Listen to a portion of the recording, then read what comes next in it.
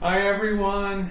I wanted to relate kind of, I think, a sad story, at least in my mind. And it's a topic I don't often see addressed on YouTube, and it's a topic I never really wanted to address before.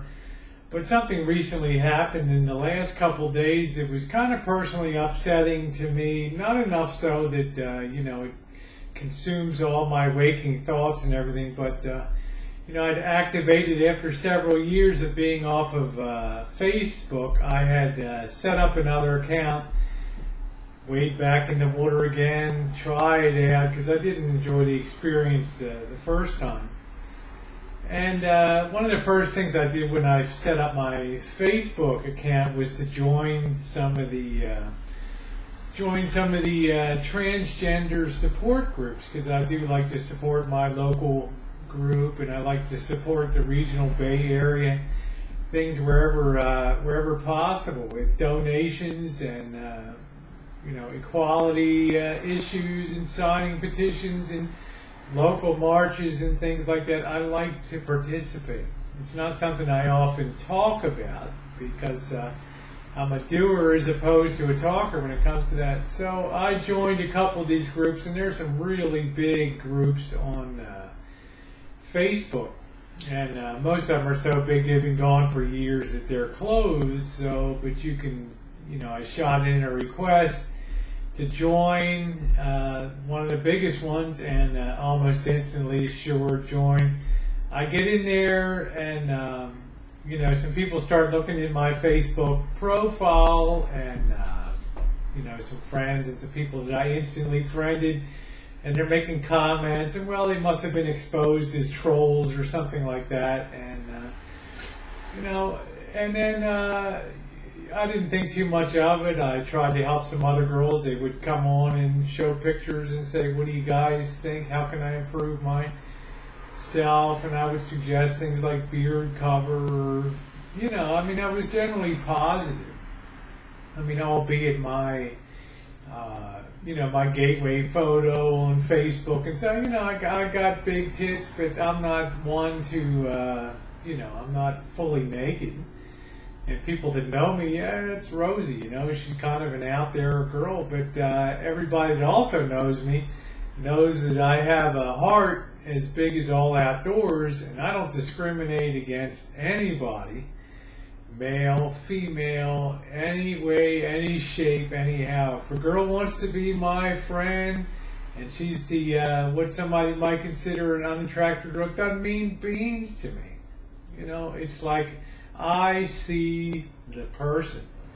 But I think a lot of times when it comes to an attractive T-girl, it sort of works the other way. And you can experience discrimination on the other side of the coin too. I told you I was kind of hesitant to talk about this because I'm not one to want to seem like I'm tooting my horn, but I think I represent well for my age, and I think I'm a rather attractive T-girl as T-girls go, but I don't vest everything I have into how I look. I'm a minimalist with makeup and clothes, I'm not a clothes horse and all that. But when my channel got taken down, my original channel, because it got hacked, or I refused to provide a phone number, so they disabled the account and went through a lot of rigmarole. When I reestablished the Rosie O'Kelly Facebook page again, and I went back to try to rejoin a couple of those groups, I was instantly denied membership. Remember, I'm a girl that's been transitioned in the transitioning process for 20 years. You don't think I have some things of value to offer and support and some ideas on what to do this and where to get this done?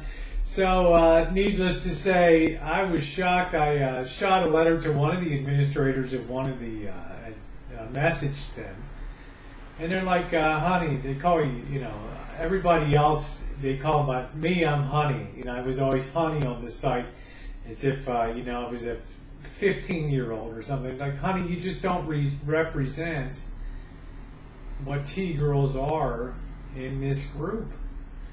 And I messaged back, really, what does that mean? It looks like you're more of the she-male variety, and this, I would have gone ballistic if I could have reached through the computer and grabbed her by the throat. But it's like, yeah, it doesn't put a positive image for transgender girls. And I thought, well, here's a transgender gal, and 20 years in the trenches, I am what I am, but I don't represent the transgender gal according to the standards of some of these big time alliances and stuff. Same thing happened on one of the other verses. No, you get too much attention. You draw too much attention, and you're a disruptive force on the comment boards because people start messaging, oh, add me to Facebook. Well, I'm new, add me to Facebook, sure.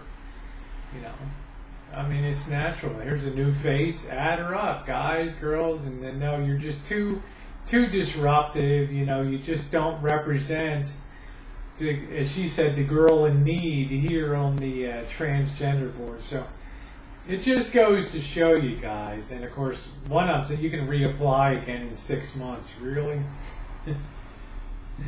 Just goes to show you guys that sometimes you can represent female maybe a little too well, and some of the gals really don't like it. And I've experienced it mildly, in life and other places, but one place I haven't had that experience is on YouTube, because I think everybody's really cool and we're respectful for each other and we have cross support, and I never hear a girl flaming, and I mean, it's a rare day when somebody flames somebody on YouTube.